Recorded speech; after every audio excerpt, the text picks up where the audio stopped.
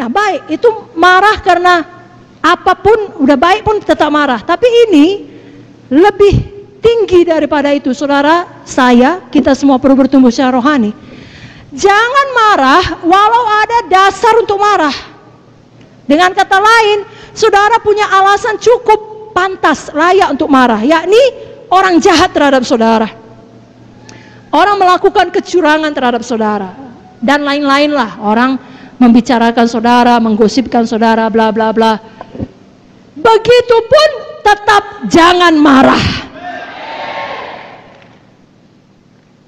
Bukan saya yang bilang, Alkitab yang bilang. Mari buka Alkitab saudara.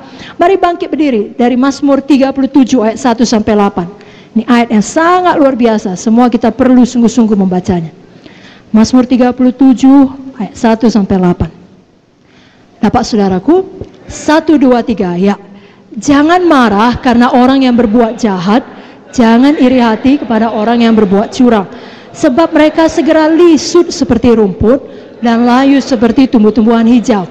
Percayalah kepada Tuhan dan lakukanlah yang baik. Diamlah di negeri dan berlakulah setia. Dan bergembiralah karena Tuhan, maka Ia akan memberikan kepadamu apa yang diinginkan hatimu. Serahkanlah hidupmu kepada Tuhan dan percayalah kepadanya, dan Ia akan bertindak. Ia akan memunculkan kebenaranmu seperti terang dan hakmu seperti siang. Berdiam dirilah di hadapan Tuhan dan nantikanlah Dia. Jangan marah karena orang yang berhasil dalam hidupnya, karena orang yang melakukan tipu daya. Berhentilah marah dan tinggalkanlah panas hati itu. Jangan marah, itu hanya membawa kepada kejahatan. Coba ulangi 3 kali bagian terakhir. Jangan marah, itu hanya 1, 2, 3 ya. Jangan marah. Lagi. Amin. Bila sama kiri kanan. No maya-maya. Silakan duduk Bapak Ibu Saudara. Jadi betul ada orang jahat. Saya mau tanya, di tempat kerja saudara ada orang jahat? Ada? Dalam keluarga saudara semua baik?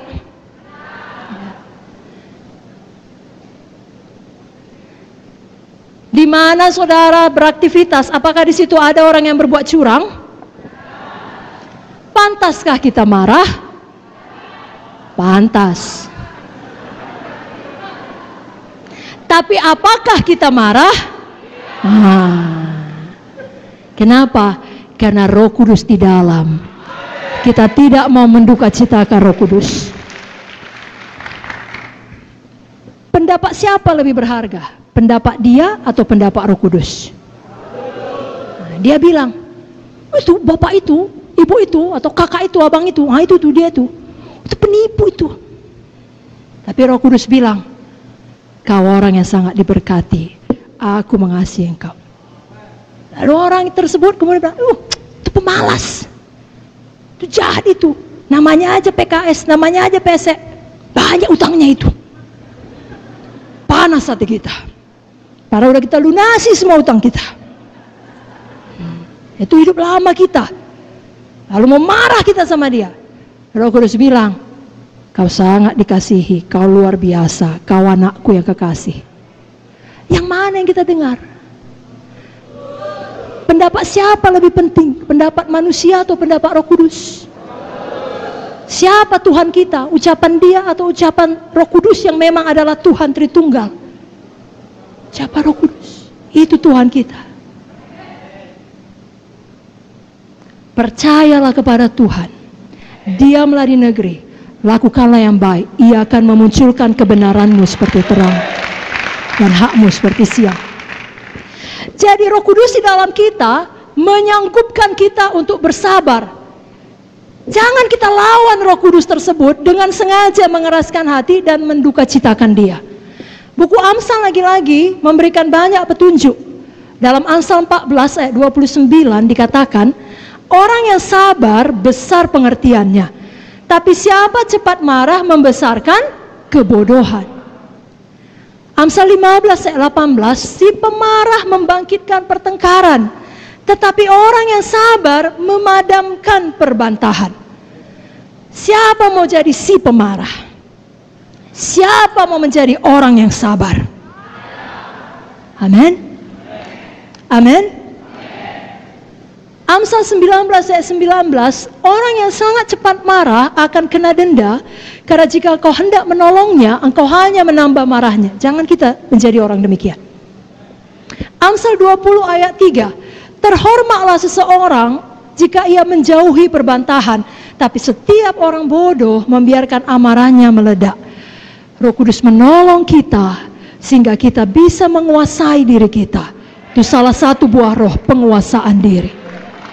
Amin, saudara. Kita mau menjadi orang yang terhormat. Nah, saudaraku, sama seperti hubungan antar manusia, bisa dekat, bisa intim. Ini kita ada banyak di sini. Semua kita satu keluarga, kan? Siapa kita mengaku kita ini satu keluarga Allah? Siapa kita mengaku kita satu tubuh Kristus? Tapi walaupun kita semuanya satu tubuh Kristus, satu keluarga Tuhan di Gereja Kemenangan Iman Indonesia, kita kalau dengan jujur, ada di antara kita yang hubungannya lebih dekat, ada yang lebih renggang. Betul? Hubungan saya dengan saudara tentulah lebih renggang bila dibandingkan dengan hubungan saya dengan Ibu Munte atau Ibu Victoria. Betul? Saya lebih intim dengan mereka. Demikian juga Roh Kudus ada di dalam kita, tapi kedekatan kita dengan Roh Kudus, keintiman kita dengan Roh Kudus, itu semuanya terserah kepada kita. Tergantung kepada kepatuhan kita kepadanya. Bila kita dengan sengaja menduka citakan Roh Kudus, nah bukan berarti saudara kehilangan keselamatan saudara, saudara terancam masuk neraka, tidak. Saudara punya jaminan keselamatan. Yesus mengampuni dosa saudara, dosa yang lalu, dosa yang sekarang, dosa yang akan datang. Wah, itu saja cukup untuk buat saudara bersorak-sorai. Bersorak-sorai, tepuk tangan dulu. Tidak ada yang lebih penting dari jaminan keselamatan.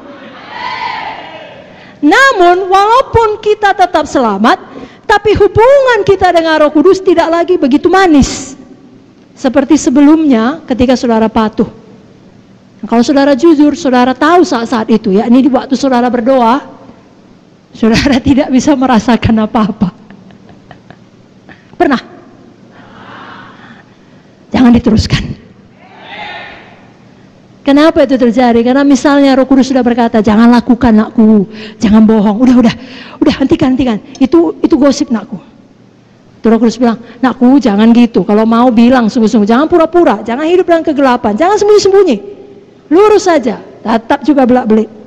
Roh Kudus bilang, sabar nakku, jangan meledak. Tapi kita keraskan hati. Lalu itu membuat Roh Kudus berduka cita. Saudaraku, saya mau katakan, saudara bisa bebas dari ikatan dosa. Bukan hanya bohong, bukan hanya marah, apa saja.